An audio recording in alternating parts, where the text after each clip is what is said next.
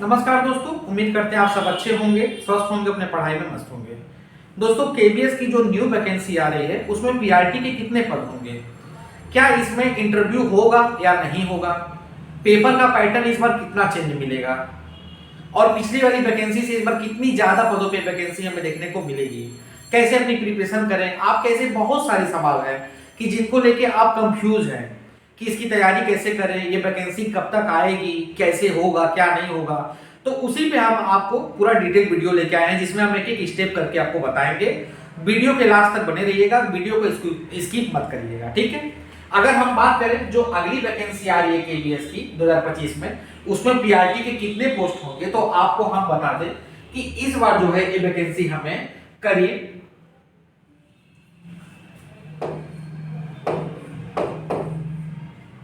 7200 plus पोस्टों पे vacancy हमें दिखाई देगी। मतलब इस बार जो नई वैकेंसी आ रही है केबीएस की 2025 में, उसमें पीआरटी के जो है 7200 प्लस पोस्टों पे वैकेंसी हमें दिखाई। उसका रीजन ये है दोस्तों कि जो 2022 में जो वैकेंसी निकली थी केबीएस की 22-23 में, उसमें इन्होंने 6400 पदों पे वैकेंसी निकाली थी, आपको याद होगा। और 6400 पदों पे वैकेंसी तो निकली थी, लेकिन अगर हम कहें कि ओवरऑल कितने कैंडिडेट ज्वाइन किए, मतलब छोड़ने के बाद, या किसी का टीजीटी में हो गया या किसी का पीजीटी में हो गया, तो ज्वाइन करने वाले जो कैंडिडेट थे वो करीब 4700 के आसपास ही थे।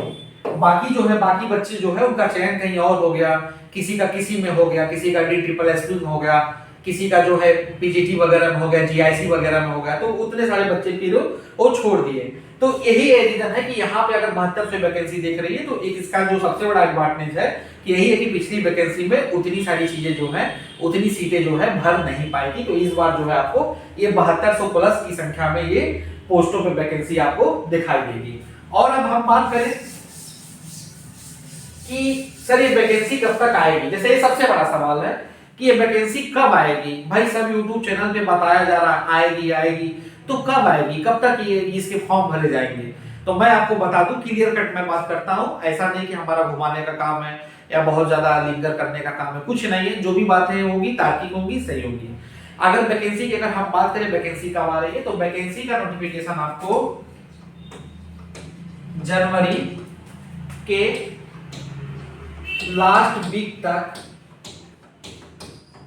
इससे संबंधित कोई ना कोई नोटिस आपको जरूर देखने को मिलेगा। जनवरी का लास्ट वीक या फिर फरवरी का फर्स्ट वीक, ठीक है, मैं ऐड कर दे रहा हूं, फरवरी का फर्स्ट वीक, ठीक है। इसी में जो है आपको वैकेंसी से रिलेटेड नोटिस दिखाई देगा। अब बात करें कि अगर ये जब फॉर्म आ जाएंगे तो ये कितने दिन तक भराएंगे। तो ये फॉर्म देखो जब भी आएंगे, सपोज दैट ये फॉर्म मान लो अगर 10 फरवरी तक आते हैं, कि 10 फरवरी को मान लो इसका जो है फॉर्म निकल गया, तो 10 फरवरी तक अगर ये फॉर्म आएंगे तो 10 फरवरी से 10 मार्च तक, यानी कि 1 मंथ तक आपको टाइम मिलेगा। ये फॉर्म जो है आपके फिलअप किए जाएंगे, ये फॉर्म आपके भरे जाएंगे। फिर बात यह आएगी कि सर एग्जाम में कब तक करा लेंगे। तो एग्जाम जो, अगर मैं आपको बता दूं, एग्जाम की जो पूरी संभावना है, एग्जाम आपके मई में होना चालू हो जाएगा। वो मई का मिड भी हो सकता है या मई का पहला वीक भी हो जाएगा। तो इतना ये मैं आपको पूरा ये डाटा दे रहा हूं कि अगर सब कुछ बढ़िया रहा, सब कुछ सही रहा, तो ये केबीएस इसी चाल पे निकलेगा और वो कब वहां पे उस समय आएगा और समय बाउंड कर जाएगा आपको पता नहीं चलेगा। 2022-23 वाली वैकेंसी में ऐसे ही कुछ हुआ कि दिसंबर में इनका नोटिफिकेशन आया, जनवरी में बच्चों ने फॉर्म भरे और फरवरी में आई थिंक शायद 18 तारीख से या 12 तारीख से जो है आपके एग्जाम चालू हो गए। कोई मतलब एकदम समय ही नहीं मिला, केवी समय ही नहीं दिया उस वैकेंसी में।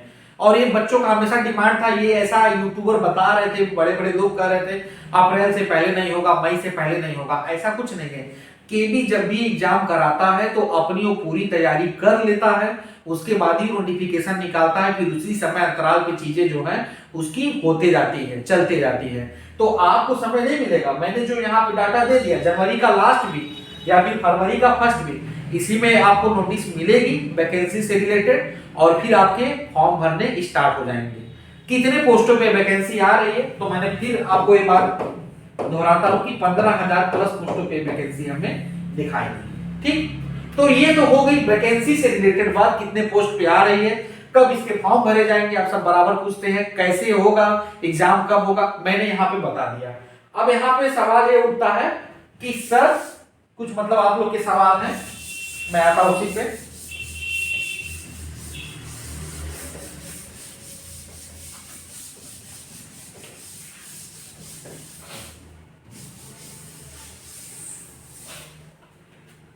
सवाल ये उठता है कि सर इस बार केबी में इंटरव्यू रहेगा कि नहीं होगा, और केबी में इंटरव्यू नहीं रहने का कितना चांस है। तो देखो मैं आपको बता दूं, मैंने एक वीडियो के माध्यम से बताया था कि इस बार परीक्षा पैटर्न बदलेगा, और ये केबी में मान के चलो कि हमेशा का रहा है कि कुछ ना कुछ वो बदलाव करते नजर आए हैं। अभी आप वेबसाइट पे जाओ, पुराना अगर आप डाटा निकालना चाहोगे कि केबी में इंटरव्यू के मार्क्स और आपके मतलब जो थ्योरी में मार्क्स हैं उनको मिला के लिस्ट में आपने कितने नंबर पाए, चाहे 2017 वाली वैकेंसी हो, चाहे 16 वाली हो, चाहे 12 वाली हो, चाहे 13 वाली हो, आपको किसी का थोड़ा भी डाटा नहीं मिलेगा, वो वेबसाइट से हटा दिया गया है। अब सवाल ये उठता है कि सर इंटरव्यू होगा इस बार कि नहीं होगा। जहां तक संभावना ये नजर आ रही है कि हो सकता है कि आपके इंटरव्यू इस बार कंडक्ट नहीं कराए जाए, क्योंकि जैसा एक आरोप केबी पे लगते आ रहा है कि इसमें नियमों की धज्जियां उड़ रही है कि हमेशा जो है इंटरव्यू में किसी कैंडिडेट के साथ पक्षपात हो गया, किसी के साथ कुछ हो गया, कोई बहुत डिजर्विंग कैंडिडेट है वो बहुत कम नंबर पा गया, 60 नंबर में जो है 12 नंबर पा गया, 14 नंबर पा गया, उसका सिलेक्शन नहीं हुआ। कोई ऐसे भी कैंडिडेट है कि जिन्होंने कुछ नहीं किया, उसके बाद वही क्या है उनका इंटरव्यू 2 मिनट चला और वो बंदे जो है 58 नंबर, 54 नंबर, 52 नंबर पा गए। तो हो सकता है कि इस पे आपको विराम देखने को मिल सकता है, मतलब ये सकता है कि अब ये चीजें आपको यहाँ पे नहीं दिखाई देगी। जहां तक संभावना ये है कि केबी हो सकता है कि आपका केवल जो है यहाँ पे रिटेन एग्जाम कराएगा, केवल जो है आपका यहाँ पे रिटेन एग्जाम होगा, और उसी रिटेन एग्जाम के अकॉर्डिंग जो है आपकी मेरिट पे तय हो जाएगा, और वहां पे जो है वहां पे क्लियर कट फिर जो है आपका डॉक्यूमेंट वेरिफिकेशन करा के आपको ज्वाइनिंग दे दी जाएगी। जहां तक ये संभावना है कि आपका रिटेन एग्जाम यहाँ पे कराया जाएगा, और इंटरव्यू वाली जो मतलब यहाँ पे पात्रता है इसको हटा दिया जाएगा, क्योंकि इसको लेके बहुत हमेशा आरोप लगते आ रहे हैं। बाकी आप किसी भी राज्य सरकार का डाटा उठा के देख लीजिए, चाहे कोई भी राज्य हो गया, उसमें आपको किसी भी वैकेंसी में इंटरव्यू देखने को नहीं मिलता है। अभी हाल ही में एकलम मॉडल रेसिडेंशियल स्कूल जो कि केंद्र सरकार के ही एक अंग के रूप में है, वहां पर भी हमें इंटरव्यू नहीं दिखाई दिया था। तो हो सकता है कि संभावित है कि इस बार जो इंटरव्यू का जो लोचा है आपके वैकेंसी से हट जाएगा, ऐसा कोई इंटरव्यू यहाँ पे आपको नहीं दिखाई देगा। जो भी होंगे वो आपका रिटेन मार्क्स वहां पे तय करेगा, और उसी के आधार पे जो है मेरिट वहां पे बन जाएगी। तो ये है यहाँ पे इंटरव्यू वाली बात, जिसको लेके बच्चे बहुत सारे कंफ्यूज थे। अगला एक सवाल है, सबसे बड़ा ये सवाल है कि सर ये जो 50% का जो इशू है, क्या ये इस बार सॉल्व हो जाएगा क्या? तो हाँ, मैं आपको बता दूं कि इस बार शायद जहां तक मतलब कंफर्म है, संभव है कि इस बार जो 50% वाला जो इशू है इसको हटा दिया जाएगा, क्योंकि ऐसे बहुत सारे कैंडिडेट हैं जो इंटरव्यू के दौरान बाहर कर दिए गए, और उनका दोष कुछ नहीं था, बस ये था कि भाई आप 50% की क्राइटेरिया को फुलफिल नहीं करते हैं, इसलिए हम आपको बाहर कर रहे हैं। तो जहां तक चांसेस हैं, संभव है कि इस बार जो है इसको यहाँ पे सॉल्व कर दिया जाएगा, इसको मतलब हटाया जाएगा। हटाने का मतलब इन द सेंस ये है कि देखिए आपका जैसे 12th हो गया और आपका मान लीजिए यूजी हो गया, या आपका मान लीजिए पीजी हो गया, तो बेसिकली इसकी जो बाध्यता होती है पीआरटी की, वो क्या होती है भाई 12th में आपका 50% हो और प्लस आपके पास डिप्लोमा का सर्टिफिकेट होना चाहिए, या आपके पास यूजी है तो यूजी में आपका 50% हो और प्लस आपके पास डीएलएड का सर्टिफिकेट होना चाहिए। तो ऐसे बहुत सारे कैंडिडेट हैं कि जिनका मालूम चला कि 12th में 50% है, यूजी में 50% है, फिर बाद में उन्हें बाहर कर दिया गया। या ऐसे बहुत सारे कैंडिडेट हैं कि भाई 12th में 48 है, यूजी में 50 है, बाहर कर दिया गया। तो जहां तक अब ये मतलब संभव चांसेस है कि आपका तीनों में से किसी एक में होना चाहिए। तीनों में से किसी एक में से होने का मतलब अगर आपका यूजी में 50% नहीं है, 49% ही है या 48% ही है, तो इसका मतलब ये नहीं कि आप वहां पे पात्र नहीं होंगे। आप पात्र होंगे, बशर्ते अगर यूजी में नहीं है तो आपका पीजी में 50% का क्राइटेरिया फुलफिल होना चाहिए। और ये जो डाटा है मैं आपको बता दूं, आप कोई भी स्टेट गवर्नमेंट ले लो, रिसेंटली आप बिहार ही ले लो, बिहार में जो वैकेंसी कराई गई है या कहीं और कोई भी स्टेट ले लो, वहां पे आप देखेंगे कि एक क्राइटेरिया यहां मेंशन रहता है कि अगर आपका यूजी में नहीं है तो स्नातकोत्तर यानी कि पीजी में होना चाहिए। कुछ राज्य अपना अलग अलग नियम निकालते हैं कि वो उसके साथ कुछ एडिशनल मांगते हैं, लेकिन ऐसा नहीं है। इस बार शायद जहां तक संभव है कि इस इशू को सॉल्व कर दिया जाएगा कि अगर आपका यूजी में 50% नहीं है तो पीजी में अगर है तो आप इसके लिए जो है मतलब एलिजिबल माने जाओगे और आपको नहीं हटाया जाएगा, अपात्र नहीं घोषित किया जाएगा। तो ये एक मेजर इशू रहा है जिसकी हमेशा बार बार मांग उठाई गई है अभ्यर्थी के द्वारा। और ऐसे बहुत ही बच्चे हैं जो जहां तक कोर्ट केस तक भी लड़े हैं और वहां पे अपनी बातों को रखे हैं, तो जहां तक संभव है इसको भी अब हटाया जाएगा, क्योंकि एक ऐसा विवाद है, हमेशा विवाद ये बना रहता है, बच्चे कोर्ट तक पहुंच जाते हैं, दूसरे स्टेट का जो है जजमेंट लेके, दूसरे स्टेट का ऑर्डर लेके, तरह तरह की चीजें होती है, केबी की जो वैकेंसी होती है वो डिले हो जाती है। तो हो सकता है कि इस मैटर को भी यहाँ पे हटा दिया जाएगा। तो दोस्तों ओवरऑल मैंने आपको सारी चीजें यहाँ पे बता दी पीआरटी से रिलेटेड। जो भी आपके सवाल उठ रहे थे, बराबर आप क्वेश्चन को पूछ रहे थे, मैंने यहाँ पे सब स्पष्ट रूप से बता दिया आपको कितनी वैकेंसी आ रही है, आपका एग्जाम कब से हो सकता है, आपके फॉर्म कब से भरे जाएंगे, 50% वाला जो इशू है वो हटेगा कि नहीं हटेगा, इंटरव्यू वाला मैटर क्या है, हटेगा कि नहीं हटेगा, मैंने आपको सब कुछ बता दिया है। अब बेशक मैं आपसे यही कहना चाहूंगा कि देखिए आपके पास समय कम है, जितना हो सके आप जो है प्रीवियस ईयर के जितने क्वेश्चन है, प्रीवियस ईयर के जितने क्वेश्चन है उनको आप लगाइए, ठीक है। चाहे वो आपका 2013 हो, 14 हो, 15 हो, 17 हो, 18 हो, वो सारे क्वेश्चन को निकालिए, आप लगाइए और तन मन धन से अपनी तैयारी पे जुट जाइए, क्योंकि देखिए समय कम है और जिस तरह से आप देख रहे हैं कि परिस्थितियां बदल रही हैं देश की और कैसे मतलब एक बड़ी भीड़ मतलब आ रही है बेरोजगारी की श्रेणी में, तो उससे अगर आपको निजात पाना है, निकलना है, तो दिन रात एक करके लग जाइए दोस्तों।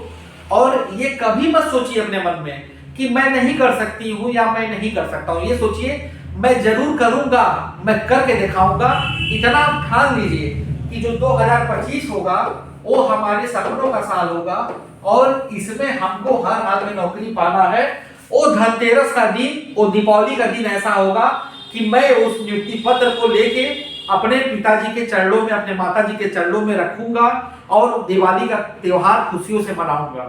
तो इतना आप जब जिस दिन आप मन में सोचना चालू कर देंगे उस दिन आपकी चीजें वहां पे सही होना चालू हो जाएंगी। बाकी दोस्तों देखो सब कुछ मोह माया है, रील वीडियो इधर उधर घूमना, सेल्फी लेना, सब मोह माया है, सब छोड़ दो। जिस दिन आपके जेब में पैसे आने लगेंगे ना, सब चीजें मतलब आने लगेंगी। तो यही मैं आपसे कहना चाहूंगा कि आप बस सोचना चालू कर दीजिए कि 2025 मेरा अपना होगा, हमको लग जाना है, किसी की बातों मत आइए। और देखिए इतना बढ़िया वो दिन होगा, इतना अच्छा समय होगा कि वो दिन दूर नहीं कि जब आप वही नियुक्ति पत्र आप उस धनतेरस के दिन, पूजा के दिन आप वहां पे अपने माता पिता के चरणों में रखेंगे और उसके बाद प्रभु का अपने गुणगान करेंगे।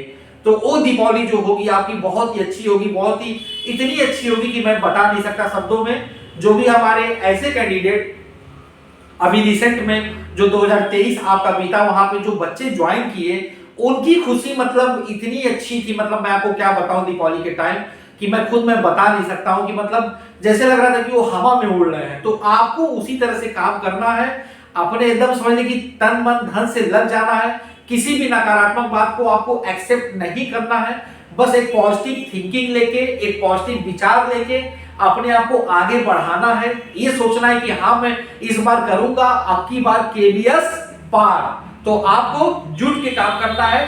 और आज के लिए इतना ही। बाकी मैं इतना कहूंगा, अगर आपके कोई भी सवाल हो तो आप कमेंट बॉक्स में पूछ सकते हैं। और बाकी दोस्तों अगर आप चैनल पे नए हैं तो देखो कहना ना पड़े बार बार, आप जो है चैनल को लाइक और सब्सक्राइब जरूर करें ताकि इससे रिलेटेड और भी कंटेंट हम आपको समय समय पे दे सकें। बहुत बहुत धन्यवाद दोस्तों।